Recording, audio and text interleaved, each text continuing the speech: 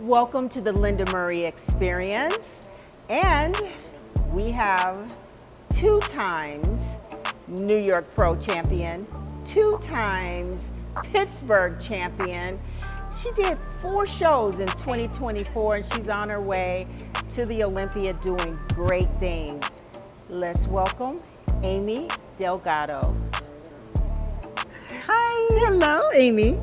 Thank you for having me. Yes. So we had this great conversation talking about bikini, your physique, and we got on the topic of maintaining such a beautiful small waistline. Yes. And finding a way to get the maximum development for you and what you need in your glutes and your quads and your hamstrings. So okay.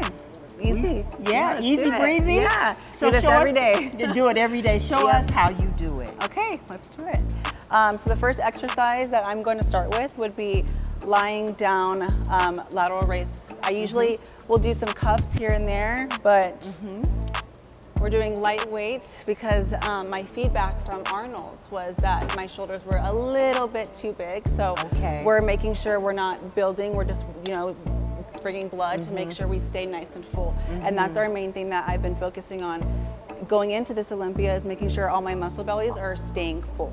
And that's one thing from the bikini division that we're really focusing on. So what I'm doing here is I'm gonna lift my knees up so that my lower back can curve under like this, pelvic rotation.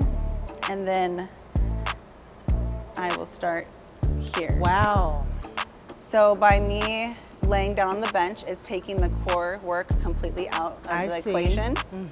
And now I'm able to fully isolate just my shoulders. Yeah, wow. And this could be a good exercise to do if you are trap dominant and if you have trouble touching your shoulders, getting that shoulder engagement during shoulder lifts. So this really helps. And this is the first time seeing this exercise in this, because of course you stand, do it, seated, but here completely no midsection engagement. It's just shoulders and no low back either. And my pelvic is not tilted. My pelvis is neutralized the entire time from start to finish. Okay. So that's the main thing. Because even with the mid back, you're conscious because that's part of your waistline. Yeah. Is that why you? Yes. Yeah. So we want to make sure we don't grow the waist, because if I grow my glutes and I step on stage and my waist is 2 inches thicker as well, we're not going to see those nice illusions, which is bikini division. We need to have that hourglass shape. Okay. If we're taken away from that hourglass shape, it's not good. Yes. It's not good. So we want to make sure we're doing that. Make sure you, makes so much sense. So I'll go and do more. And where did you get this exercise from? So I do have a trainer. His name is Drew Brannon. He's a part of the Body Fusion. Yes. Him and my coach, Aimee Bernard, they work side by side and doing all of my training. I see. So I'll fly out here to Arizona because they're out here, and we'll do training together, make sure everything is good. So my low back is touching the bench the whole time. I see, so your lower back is touching. It is not like this. You're not arched. Nope. I see, wow. And this way, if the core is crunched, you cannot be using your back at all. So I use a crunched core in majority of my lower body lifts as well. I see. So what the difference do you feel, again, when you're arched? Do you feel it? Where do you feel it when you're arched? I feel it in my core, because this is pulling me that way. You feel it in your core. Yep, it's pulling me straight towards my feet. So if my core if my pelvis is tilted, I'm going to be using core and low back to help support the lift. Excellent. But if I come here and rotate and neutralize it, it's like I can't. I can't. Very good. Even if I tried, I couldn't. Yeah. So how often do you train your shoulders? Just once per week, or do you even, when you do you isolate and do, for example, 2 exercises for shoulders, or tell us about your upper body training with shoulders. So before going into the Arnold's, I was training back on its own day. I was training shoulders on its own day. But you know, with our feedback, we have to modify our workouts for the feedbacks to make sure we're not getting too big. So that's whenever we said, okay, we don't need any more growth. We actually need to bring them down. So we're going to stop training shoulders for about a month, see how they look.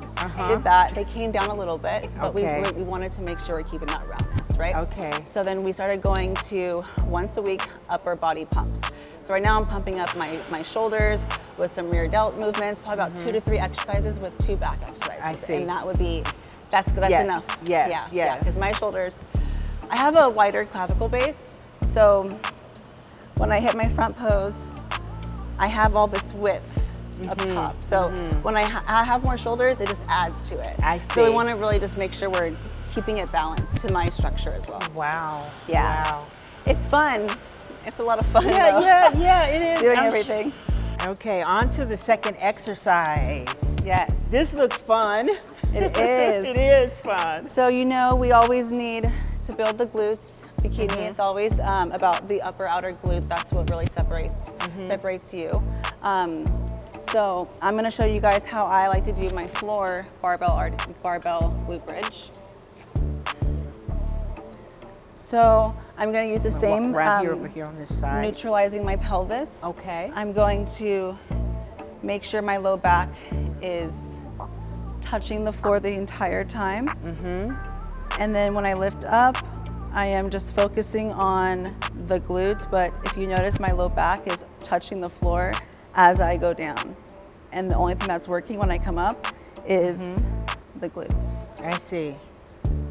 So back flat to the floor. Yes, and I'm keeping a crunched core the entire time. Yeah, I see. So that my core does not come in. I see. So you'll notice that everything is kind of moving together as one. And this is working the glutes. The glutes, but mostly the upper glute. Mostly the upper part of the glute. Yes, The when I upper, reach the that top. Yes. Good. It hits all the glutes though, but Wow. I like to use that for my upper. And I noticed that you had your head up. Are you crunching? Yes. Like you're crunching. I'm keeping a crunch You're core keeping the a crunch the entire entire time. The entire time. And that's so important because if not, my lower back, it will grow. My erectors, they'll grow. So we need to make sure we're neutralizing the pelvis, crunching the core. If your core is crunched, you cannot use your lower back. You can't. If your core is not crunched, you can easily pelvic tilt and use that lower back. Amazing. Yeah. And the next exercise, I'm really excited to show you. Okay. Because it's an isolated movement. Yeah. Where it's an isolated movement where I feel like it's so important for us as we get closer to show, when we don't want to lift super, super heavy because risk of injury or we're tired, we're fatigued, you know. Yes. But we still need to get maximum growth in the glutes, right? So this workout, it really allows me to, engage in the glutes, lift heavier without getting hurt, risk of injury, and really targeting and isolating the glutes. So I love it. It's such smart training. Yeah. It really is. It really is. I love having this opportunity for you to talk to the audience, to tell them this, because it's not like you're just mindlessly training. Oh no. So when I fast forward or backwards last year, my waist was getting a little bit thicker and thicker and thicker, and we're just like, we're not doing ab workouts, we're not lifting heavy weights with abs. It's like, why are we getting thicker? But so we analyzed all of my training. We realized, okay, we can modify some training. We can really take the core out of it. So we did that. We made sure we isolated all of my movements, making sure I'm just touching this, just my upper glutes and everything. Because last year, was my main focus, training the upper glute to make sure I have that upper roundness that the top girls, the top Olympians have. So that was where a little bit of the core got built up a little bit, but we learned, we grew from it, and now we're modifying our workouts and we won't have those issues anymore. Yeah. So no more heavy compound lifts like that, more isolated. Yeah, and I'm gonna say from many years of weight training, and when I think back to the 80s and the 90s and the fact that you guys seem to be the masters of isolation. Yes. You really, truly, I didn't think there was anything else to incorporate into this world of weight training and you know, for There's the body. so much. There's but so just the much. fact that how you isolate upper glutes and take your midsection out, that's very Yeah, we impressive. call it bikini building. Yeah, well, that's awesome. Bikini Smart bodybuilding. training. Yeah, Very yeah. smart training. Yeah. Thanks. Yeah, so I think we're going to move on to our third exercise. Yes. Let's go. I'll take you guys over here. And this is the one I'm excited to see because you're excited to share this Yes, one. this is one of my favorites. I've had this this movement in the last, I would say, 6 to 8 months, maybe. It's one of my staples. I keep it, and I do it twice a week.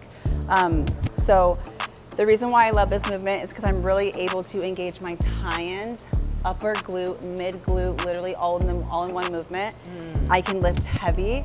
This leg is on the bench to support my right side of my lower back because I'm going to be having a heavier dumbbell on this side. So I need this knee to stabilize my hips, to make sure that I'm not dropping this hip and putting weight on my low back or my core, holding up this hip. So this is why the bench is important. Some people like to put their feet on the edge. I don't. I like to have my foot up here Have to the whole support. foot on. Yep. And it's funny, those little bitty things make a big difference. Yep, and everybody's different. So what I like to do is I like to keep my knee on the towards the edge of the bench, and keep this knee having some distance. So I like to hold my hand on my core so I could feel my core being crunched the whole time. So the position I'm going to set my body up in is going to be like this. So I'm putting my pelvis under me like this, and I'm crunching my core like this. So by doing this, if I do a movement here, it's all my glutes, and if I come up, it's no lower back, and my core is not engaged, everything. So that's I the like key. that demonstration there. Okay, That's key. so crunched core, A crunched core. lower, and then I bend my knee here to where it hits my tie-ins and upper glute, and push through there. Ah, really makes sense. Wow. And literally, it's my entire glute. Wow. And I see that. So you said upper. See, right now Mid. I feel upper because I'm sitting Upper. back, keeping my glutes nice and high. And then as I go past my knee, that's when I'm sitting in my glute and I'm hitting my Wow. tie-in. And from there, I'm leaning a little bit forward and pushing through my glute and allowing my glute to fully do all the work. What control? And at the same time, keeping that your midsection crunched. Yes, the whole Keeping time. the whole time. So she's not just thinking about her glutes. She's holding that weight, maintaining that weight, keeping that weight in alignment. Yes, and you'll see that my body, it's not going like this and my hips aren't leaning. Right. I'm making sure I'm in the mirror and my hips, everything is staying in line and not rotating or dropping or sitting into the hip, which is very easily to do. It's very easy to do that. Again, another movement I've never seen. This is my first time seeing this. I was, when my trainer brought this to me, I was like, woo, I Woo. love this. I love this. Because about keeping those glutes high to hit the upper and then sitting back and really focusing on the glute. And you say you do this twice a week, Yes. and you do how many sets? I do 3 sets of 10 to 12. Just like hip thrust, you know, hip thrust is a big movement that you want to keep in. I keep this and hip thrust in twice a week. But I'll mix up my hip thrust and do some floor barbell. Okay. Or some regular hip thrusts. But yeah, this really, and this very, very, very little quad. And how much weight do you normally, do you increase the weight? Do you stay the same? 15, 20 pounds, 25 pounds? As my calories drop, you know, the energy drops with it. So I'm trying to keep my same weight, but I don't try to go for PRs, but I make sure I try to focus on what I'm feeling. It's more about a feeling, making sure I'm keeping with the intensity, again, with the feeling of being intense workout, that's how I usually gauge it. I don't usually gauge it with the weight. I got it. My energy changes. My food changes. I mean, if I have a refeed day, oh girl, I can lift double, you know? So it just depends on how I'm feeling, and that's really how I'll gauge it. Yeah, yeah. Everything we do is smart training, and you gotta hear in the body. All has to be connected, and you have to listen each one. yeah, I think that's the most valuable piece of information is like what your people would assume, oh, you're like running stairs, you're doing giant sets, you're doing, you know. Yeah. But it's smart training. It's based on how you feel. It's based on where your my diet. body's at. Like if you fast forward 3 years ago, I was doing powerlifting movements, deadlifts, squats, RDL, heavy banded deficit RDLs, because that's what I needed to grow. I needed to grow everywhere. Now we don't need to grow everywhere. We just got it. So that's where the smart training comes in. The detailed training, the fine tuning the physique. Yes. What do you need? A little bit more upper glute? Okay, we don't need to go in and kill and crush the entire glutes. Yeah. So that's really just making sure you're sticking to what your body needs, and you'll be good. Yeah, yeah, you'll be good. Yeah. Well, thank you so much, Of course. Aimee, for sharing all of these tips, and just I've learned a lot just about what you were talking about with keeping that your core and crunching and doing that movement. That's smart training, guys. Yep. Smart training. Well, I want to thank Aimee Delgado for coming and sharing this information with us, and we will see you at the Olympia.